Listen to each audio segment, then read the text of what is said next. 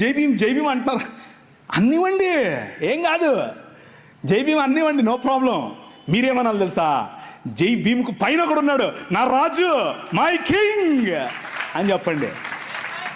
ఆ భీమును నిలబెట్టింది నీ రాజు. ఆ డాక్టర్ బాబాసాహెబ్ అంబేద్కర్ గారు కొలంబియా యూనివర్సిటీకి వెళ్ళినప్పుడు బైబిల్ స్టడీస్ అటెండ్ అయ్యేవారు.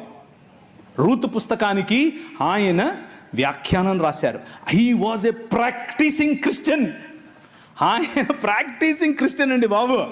ఆయన ఒకరోజు 3 లక్షల మందితో కలిసి నేను బాప్టిజం తీసుకుంటాను అని చెప్పి ముందుకు వచ్చి మన మెథడిస్ట్ సంఘంలో ఉన్నటువంటి బిషప్ గారికి చెప్తే, బిషప్ గారు దానికి కావలసినటువంటి పనులన్నీ, వసతులన్నీ ఏర్పాటు చేసుకునే క్రమంలో నెహ్రూ గారు ఫోన్ చేసి, ఏంటండి మీరు ఇలా చేస్తున్నారంట, ఇలా చేస్తే మీకు ఈ పొలిటికల్ అపోజిషన్ ఎక్కువైపోద్దని చెప్పైతే మనోళ్ళు మాకొద్దండి, మీరు పొలిటికల్ కన్వర్షన్ అంట మాకొద్దు అని చెప్పి నెహ్రూ గారి ఒత్తిడికి లొంగారు. ఒక పక్క ఇంకొక ఆయన గోచిపెట్టుకుని నిరాహార దీక్షకి వెళ్ళాడు. ఏమని, నువ్వు వెళ్తే ఏదే మతానికైనా వెళ్ళు కానీ క్రైస్తవానికి వెళ్ళొద్దని. ఆయన నన్ను అత్తే నాకేంటి, నేను యేసు ప్రభువుని అనుసరిస్తా అని చెప్పాడు.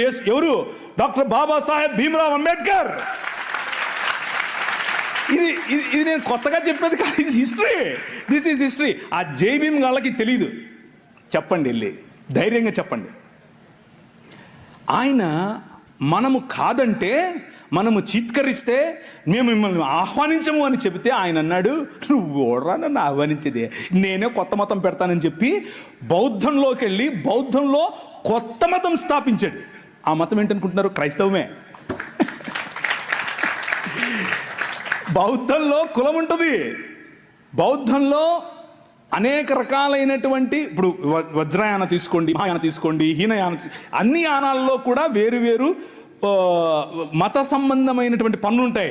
ఈయన అవన్నీ తీసేసి యేసు ప్రభువు చెప్పినటువంటి విలువలతో బ్రతికే ఒక కొత్త మతాన్ని స్థాపించాడు.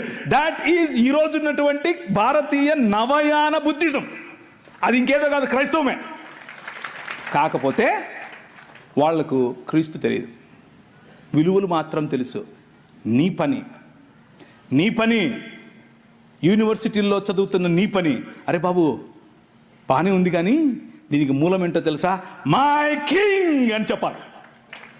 నా రాజు, ఆయన కారణంగానే భీమ్ ఉన్నాడు అని చెప్పాలి. అది నీ పనే. సంస్కృతులు నీ ముందు డెవలప్ అవుతాయి, సంస్కృతులు నీ ముందు షేప్ చేసుకుంటాయి. ఆ సంస్కృతులను చెరపట్టి క్రీస్తు పాదాల దగ్గరికి తీసుకొని రావటం నీ పని. 2 కొరింథీయులకు రాసిన పత్రిక